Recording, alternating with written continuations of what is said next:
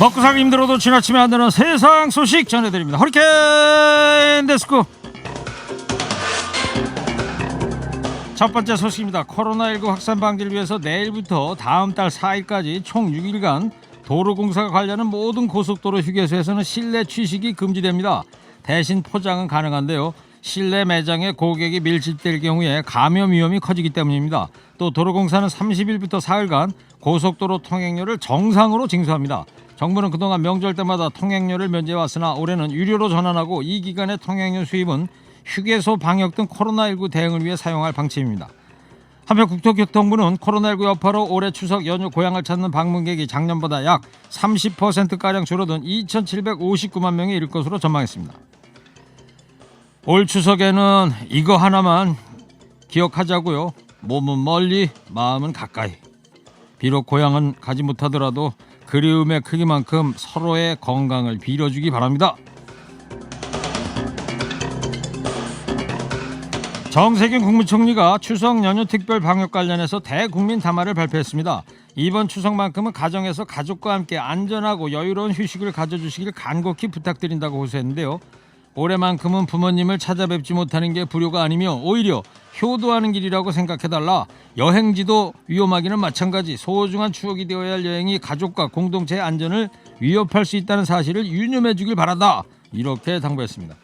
아울러 정 총리는 일부 극우단체가 예고한 개천절 집회를 두고 참가자 현장 체포와 운전면허 정지 등 무관용 엄중 대응 의지를 밝혔는데요.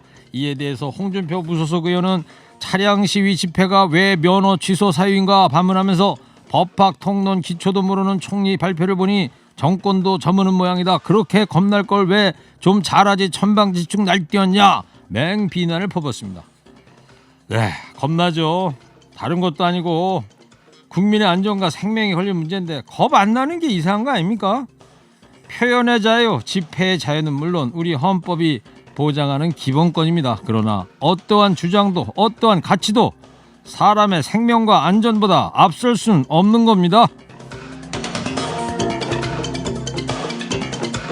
다음 소식입니다. 국민의힘 대전 유성구을 당협위원장인 김소연 변호사가 지역구에 게시한 추석 인사 현수막이 논란입니다. 문제가 된 건 달림은 영창으로 라는 문구인데요. 모차르트의 자장가의 가사 중 일부로 노래 가사의 영창은 창문을 뜻합니다. 하지만 문재인 대통령 지지자들은 문 대통령을 지칭하는 단어 달림이 군부대 감옥을 의미하는 영창과 함께 사용된 것은 문 대통령을 감옥으로 라고 해석할 여지가 있다는 주장입니다. 논란 일자 김 위원장은 오바들 하신다. 노래가 나오는 마음만은 따뜻한 명절을 보내라는 덕담을 한 건데 상상력들도 풍부하셔라. 이렇게 반박했습니다. 덕담요? 누가 봐도 이거 악의적으로 보이지 않습니까? 뭐 이름 석자 알리겠다는 추석 소원은 성취했는지 모르겠지만 적어도 모두 다 즐거워야 할 명절에 이거 좀 오버한 거 아닌가요? 국민의힘에서 탈당한 박덕흠 의원이 지난 19대 총선 때 선거법 위반 혐의로 기소됐으나 석연치 않은 판결로 의원직을 유지한 것으로 드러났습니다. 선거운동을 도운 운전기사한테 1억 원을 제공한 혐의로 기소됐는데요. 1억 원을 퇴직 위로금으로 볼 가능성을 배제할 수 없다면서 무죄를 선고받은 겁니다. 하지만 박 의원의 친형은 19대 총선 선거운동 과정에서 대가성 금품을 건넨 혐의로 징역 1년 6개월의 실형을 선고받았습니다. 선거운동을 돕던 친형은 징역형을 선고받았지만 정작 선거의 당사자였던 박 의원만 법망에서 빠져나간 거죠. 4년 뒤 20대 총선에서도 박 의원은 금품 제공 논란에 휩싸였으나 처벌을 피해 의원직 유지했습니다.